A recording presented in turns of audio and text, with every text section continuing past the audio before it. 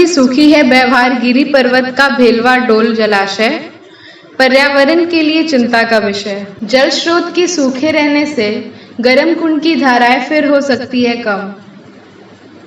पर्यटन नगरी के सौंदर्य को चार चांद लगाने और अनेकों तरह की निखारने से ज्यादा महत्वपूर्ण है कि ऐसे प्राचीन जलाशयों को पुनर्जीवित करने की दिशा में सरकार द्वारा कदम उठाया जाए। राजगीर के व्यवहारगिरी पर्वत के ऊंचे शिखर पर भेलवा डोल जलाशय का आषाढ़ के महीने में भी सूखे रहना पर्यावरण के दृष्टिकोण से गंभीर समस्या है, लेकिन अफसोस है कि स्थानीय प्रशासन से लेकर वन एवं पर्यावरण विभाग संवेदनशील नजर नहीं आ रही है। भेलवा डोल जलाशय में बारिश के जमे पानी से ही सालों भर राजगीर के 22 कुंड और 52 धाराओं के जल स्रोत के रूप में माना जाता है। हाल के दशकों में सूखे की मार ने इस जलाशय को पूरी तरह सुखा दिया। वर्ष 2019 में जब अधिकांश कुंडों की जलधाराएं बंद होने लगी, तब नालंदा जिला प्रशासन से लेकर बिहार सरकार हरकत में आ गई थी और इसका विभागीय अधिकारियों की टीम ने स्थल निरीक्षण कर सरकार को रिपोर्ट सौंप दी थी, जिसके बाद इस जलाशय को उड़ाही करने की औपचारिकता विभागीय निर्देश पर निभाई गई और उड़ाही की खानापूर्ति की गई। व्यवहारगिरी पर्वत के शिखर के बीचों बीच यह जलाशय लगभग 500 फीट के व्यास क्षेत्र में 20 फीट गहराई के साथ फैला हुआ है, लेकिन अफसोस कि इसमें चुल्लू भर पानी आसार के बारिश के मौसम में भी जमा नहीं है।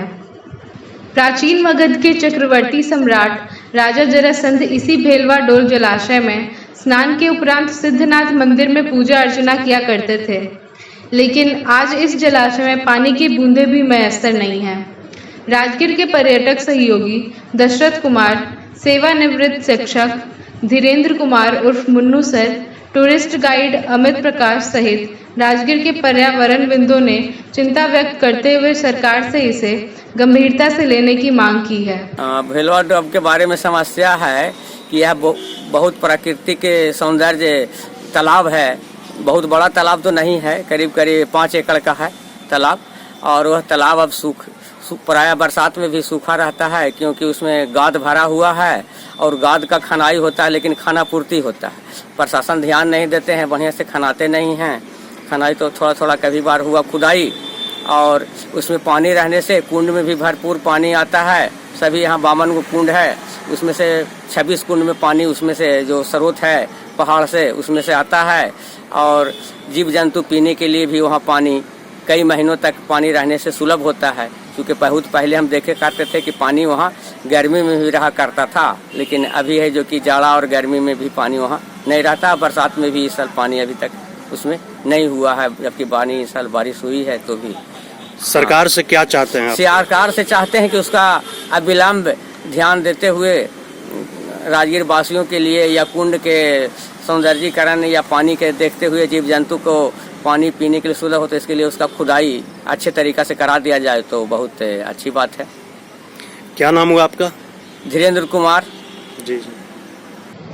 भारतीय वैज्ञानिक जगदीश चंद्र बसु जब 1920 ईस्वी में राजगीर के कुंडों में स्नान के उपरांत गर्म जल के स्रोत का अध्ययन किए थे, तब उन्होंने कहा था कि भेलवा डोल जलाशय में एकत्रित पानी पहाड़ों गुफा में रिसकर पहाड़ के गंधक तत्व के संपर्क में आकर गर्म जल के रूप में कुंड की धाराओं में गिर रही है। बीते कई दशकों में वर्षा के अभाव के कारण राजगीर कुंड क्षेत्र के विभिन्न धाराओं के सूखने के उपरांत जब प्रशासन जागी, तब आनन फानन में कुंड क्षेत्र के आसपास के पांडु पोखर सहित अन्य स्थानों के समरसेबल बोरिंग आदि को प्रशासन ने बंद करवाना शुरू किया। बरसात के मौसम में भी जिस तरह भेलवा डोल जलाशय अभी तक सूखा हुआ है, यह पर्यावरण संबंधित खतरे की ओर आगाह कर रहा है। भेलवा डोल जो है, मैंने अपने बुजुर्गों से, दादाजी और पिताजी के मुंह से सुना था। आज संयोग बस बहुत वर्षों के बाद यहाँ आने का मौका मिला, लेकिन इस बरसात के समय में आज के तारीख में भी जुलाई के महीने में आने के बाद भी देख रहे हैं कि भेलवा डोल पूरी तरह सूखा हुआ है, जिसका असर हमारे 22 कुंड और 52 धारा पूरी तरह से पड़ रहा है, जो कि आज के समय में बिल्कुल विलुप्त हो जा रही है। पहले 22 कुंड और 52 धारा होते हैं, आज की डेट में मुश्किल से 2 या 4 धारा चल रही है। बगल में पांडु पोखर क्या क्या निर्माण होने के बाद इसका पानी और भी खत्म हो गया। तो सरकार को इस पर ध्यान देना चाहिए ताकि इसकी उड़ाई हो और इसमें जल जमाव का पुनः प्रयास करें जिससे इसमें जल पुनः जमा हो और आगे कुंड हमारा जो है चलता रहे, वर्षों वर्षों तक चलता रहे। क्या नाम हुआ आपका? मेरा नाम अमित प्रकाश हुआ, राजगीर के निवासी हैं।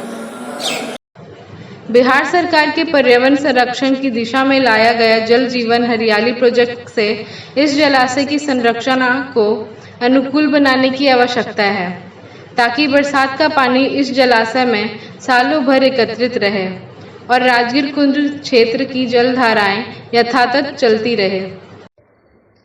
पर्यटन नगरी के सौंदर्य को चार चांद लगाने और अनेकों तरह से निखारने से ज्यादा महत्वपूर्ण है कि ऐसे प्राचीन जलाशयों को पुनर्जीवित करने की दिशा में भेलवा डैम जो कि आज राजगीर में ये आपका पच्चा पहाड़ पे एक बहुत बड़ा तालाब बना है, जो कि आज पूरी तरह से मिट्टी से भर जाने के कारण जो कुंड है, ब्रह्म कुंड की जो धाराएं हैं, उसका जो पानी का स्रोत है बिल्कुल कम होता जा रहा है।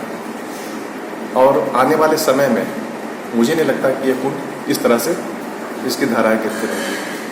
अभी तक सरकार की कोई ध्यान नहीं है, क्योंकि भेलवा डैम का जो जगह है उसमें बहुत सारा मिट्टी का जमाव बन चुका है और अभी बरसात के समय में भी हमारे जो कुंड की धाराएं हैं बिल्कुल कम गिर रही है।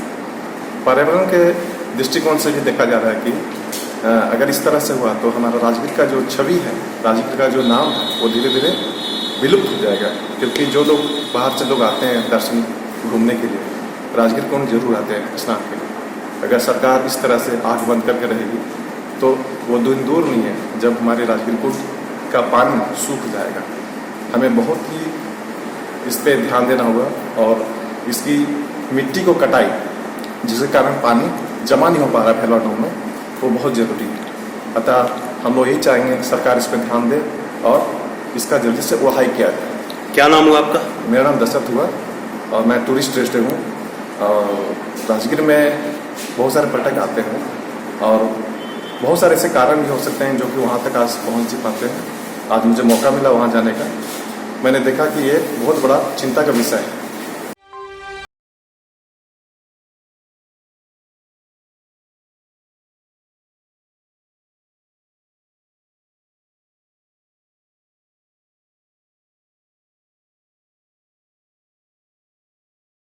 International School affiliated to CBSE, providing a nurturing environment, ideal teachers students ratio, interactive and activity based curriculum, Wi-Fi enabled campus with smart classes, well equipped laboratories, special kids zone, special focus on spoken English, creating experiences where children learn at play and apply in life। नामांकन मुफ्त है। Nursery से दशम वर्ग तक एक अंग्रेजी माध्यम सह शिक्षा विद्यालय। जी हाँ, आपका अपना यूनिटी इंटरनेशनल स्कूल। हमारी विशेषताएं: एक स्वच्छ एवं पोषित वातावरण, बच्चों को कुशल शिक्षकों का सानिध्य, आदर्श शिक्षक विद्यार्थी अनुपात, पारस्परिक एवं क्रियाकलाप पर आधारित पाठ्यक्रम, छोटे बच्चों के लिए विशेष सुविधा, अंग्रेजी वार्तालाप पर विशेष ध्यान, आधुनिक उपकरणों से लैस विज्ञान एवं कंप्यूटर प्रयोगशाला। ऐसा अनुभव देना जहां बच्चे खेल खेल में सीखें और उसे जीवन में लागू करें। हमारे बच्चों के लिए असीमित अवसरों को बनाना। इस विद्यालय में हर वर्ग में 40 बच्चों का ही नामांकन होगा, इसलिए जल्दी से नामांकन कराएं। Unity international school, Kanchanpur, Bihar Sharif, Nalanda. तो याद रखें हमारा मोबाइल नंबर 9934010046, 9934015066।